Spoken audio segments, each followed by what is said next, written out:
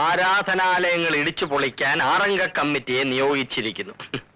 രാവിലെ ഒരു ഗ്ലാസ് ചായ തന്നൂടെ? അയ്യോ, ചായ തന്നൂടെ വസന്ത കോകിലേ? വിളിച്ചത്ത എന്താ?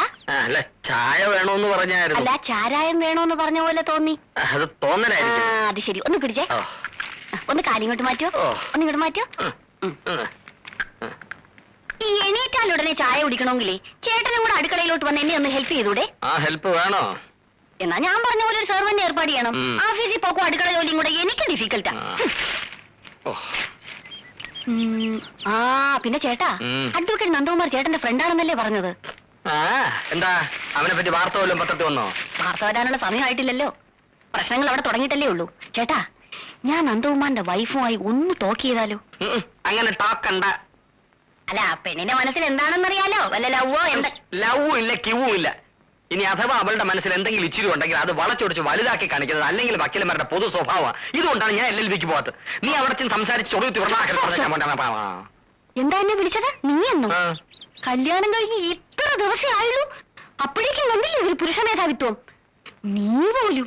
ഞാൻ പിന്നെ എന്റെ ഭാര്യ എന്താ വിളിക്കേണ്ടത്? വസന്ത കോകിലെന്ന് വിളിക്കണം. ഓ, അത് ഭയങ്കര നീളമല്ലയോ? എന്നാ പിന്നെ ചേട്ടന്റെ ഇഷ്ടം പോലെ അങ്ങ് ചുരുക്കി വിളിച്ചോ. എങ്ങനെ ചുരുക്കും? സുലോചനെ സുലു, വസുന്ധരെ വസു, ആമീനെ ആമി എന്നൊക്കെ വിളിക്കൂലേ? അതുപോലെ. ഈ ബുദ്ധി എനിക്ക് പോയില്ലല്ലോ.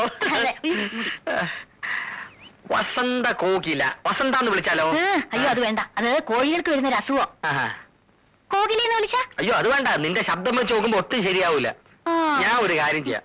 ആദ്യത്തെ അവസാനത്തെ അക്ഷരം ഒഴിച്ച് ബാക്കിയെല്ലാം കളയാം. വസന്ത കോകില, വാ ല വല. കൊള്ള വലേ. ആൾക്കാർക്ക് റോഡിൽ എന്താ കാര്യം? ജലദോഷം അല്ല, മുടി ദോഷം.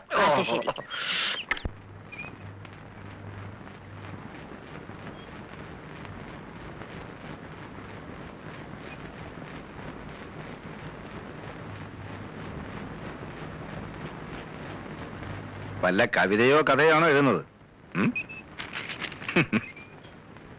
കുറച്ച് കുസൃതിയും കുന്നായ്മയും ഉണ്ടെന്നേ ചന്ദ്രഭാനു പറഞ്ഞുള്ളൂ. എഴുതുന്ന അസുഖമുണ്ടെന്ന് ഭാനു പറഞ്ഞില്ലല്ലോ. ഞാൻ അതൊന്നും അല്ല എഴുതിയത്.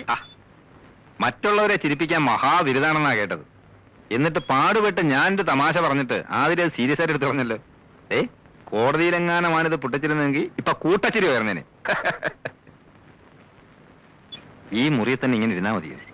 ആളെ കാണിക്കാനെങ്കിലും അടുക്കളയിലോട്ടൊന്നും ചെന്നില്ലേ അമ്മയ്ക്ക് എന്തോ തോന്നും? മരുമോള് വന്നിട്ട് വീടിന്റെ താക്കോലും ഏൽപ്പിച്ചിട്ട് കാശിയിലോ രാമേശ്വരത്തോ തീർത്ഥാടനത്തിന് പോവാന്ന് പറഞ്ഞിരിക്കുകയായിരുന്നു അമ്മാവിയമ്മ. കേട്ടോ?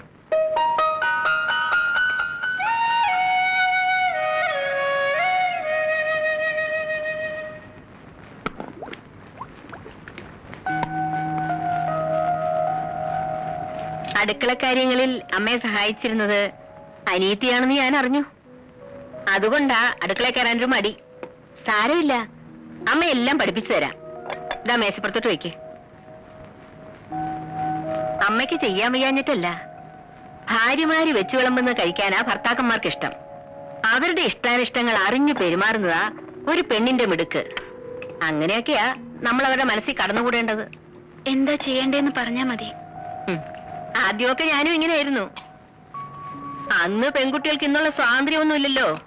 ഒരു വർഷം വല്ലാത്ത ശ്വാസം മുട്ടലായിരുന്നു. അത് ചെയ്താ കുറ്റമാകുമോ, ഇത് ചെയ്താ കുറ്റമാകുമോ എന്ന് ശങ്ക.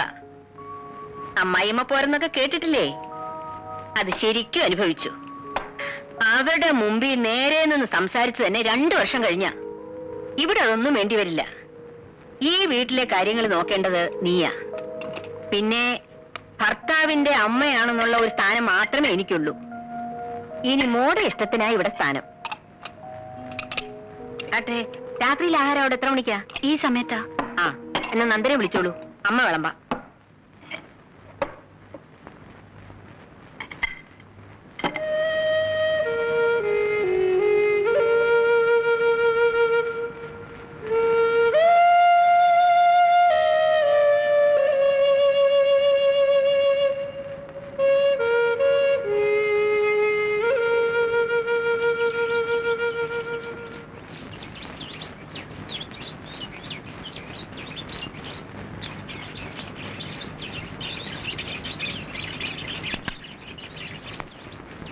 ഇരുന്ന് തണുക്കുന്നു. അവൾ എണീറ്റില്ലേ മോനെ? ഉണർന്ന് കിടക്കാന്നാ തോന്നുന്നത്. എന്നാൽ ഇനി അവൾ എണീറ്റിട്ട് ചൂടാക്കാം. അമ്മേ, അമ്മ ശ്രദ്ധിച്ചോ? അവൾക്ക് എന്തോ ഒരു പ്രയാസം. വന്ന് കയറിയപ്പം മുതൽ ഞാൻ ശ്രദ്ധിക്കുന്നതാ. എന്തു പ്രയാസം? അമ്മ എന്നെ മറക്കണ്ട. അമ്മയ്ക്കും തോന്നിയില്ലേ?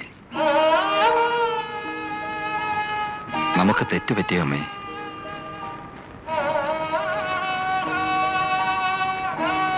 ആതിരയുടെ ഇഷ്ടം നോക്കാതാണോ വിവാഹം നടത്തിയത്? നിന്നോട് ഇതൊക്കെ ആര് പറഞ്ഞു? ജനിച്ച വീടും അച്ഛനെയും അമ്മയൊക്കെ വിട്ടിട്ട് വന്നതല്ലേ. പുതിയ ചുറ്റുപാടുമായിട്ട് ഇണങ്ങിച്ചേരാൻ ബുദ്ധിമുട്ട് കാണും. അതെനിക്ക് അറിയാഞ്ഞിട്ടല്ല. അതെല്ലാ പെൺകുട്ടികൾക്കും ഉള്ളതല്ലേ. ഇതല്ല, എന്നോടെന്തോ ഇഷ്ടക്കുറവുള്ളതുപോലെ.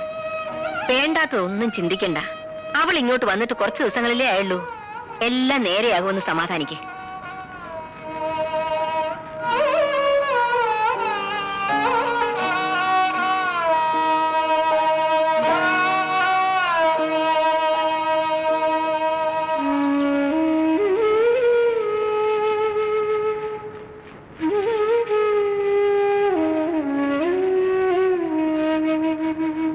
ഇന്നെന്താ പല്ലുതേപ്പും കുളിയും ഒക്കെ വേണ്ടാന്ന് വെച്ചോ?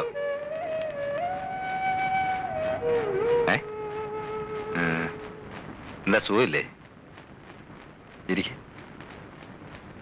ആതിരയ്ക്ക് ഇവിടെ എന്തെങ്കിലും ബുദ്ധിമുട്ടുണ്ടെങ്കിൽ തുറന്നു പറയണം. എന്നോട് പറയാൻ മടിയാണെങ്കിൽ അമ്മയോട് പറഞ്ഞാൽ മതി. അമ്മയെ ഒരു അന്യായിട്ട് കാണരുത്. അമ്മ വെറും പാവാ. കാര്യമായിട്ട് എന്തോ പ്രയാസമുണ്ട്. മുഖം കണ്ടാലറിയാം. ഞാനത് അമ്മയോട് പറഞ്ഞു. അപ്പൊ അമ്മ പറഞ്ഞ എന്താണെന്നറിയാവോ? വീട് വിട്ട് നിൽക്കുന്നതിന്റെ ആണെന്ന്. അത് തന്നെയാവും കാരണമെന്ന് ഞാൻ ആശ്വസിച്ചോട്ടെ.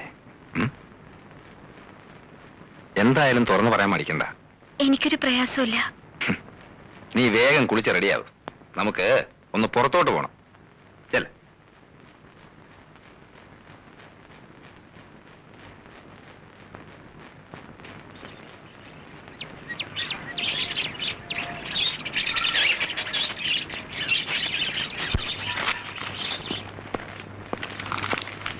അല്ല, ഒരുങ്ങാൻ പറഞ്ഞിട്ട് ഒരുങ്ങിയില്ലേ?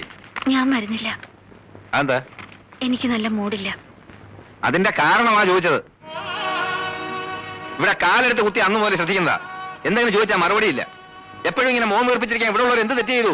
ഞാനും അമ്മയും. ഇനി ഞാൻ പെരുമാറുന്ന ഇഷ്ടമാവുന്നില്ല, അത് പറയണം. ഒന്നും മിണ്ടാതെയും പറയാതെ ഇരുന്ന നിന്റെ ഉള്ളിൽ ഇപ്പം എന്താണെന്ന് ഞാൻ അങ്ങനെ അറിയും. അതല്ല, ഈ കല്യാണത്തിന് നിനക്ക് ഇഷ്ടമല്ലായിരുന്നു എന്തുകൊണ്ട് നേരത്തെ തുറന്നു പറഞ്ഞില്ല? നന്ദ, പറയാതിരുന്ന പിന്നെ എങ്ങനെയാ അമ്മേ? അത് നിർത്ത്. കല്യാണം കഴിഞ്ഞിട്ട് അധിക ദിവസം ആയില്ല. ഒച്ചയെടുത്ത് അയൽവക്കാരെ കൊണ്ടൊന്നും പറയിപ്പിക്കണ്ട.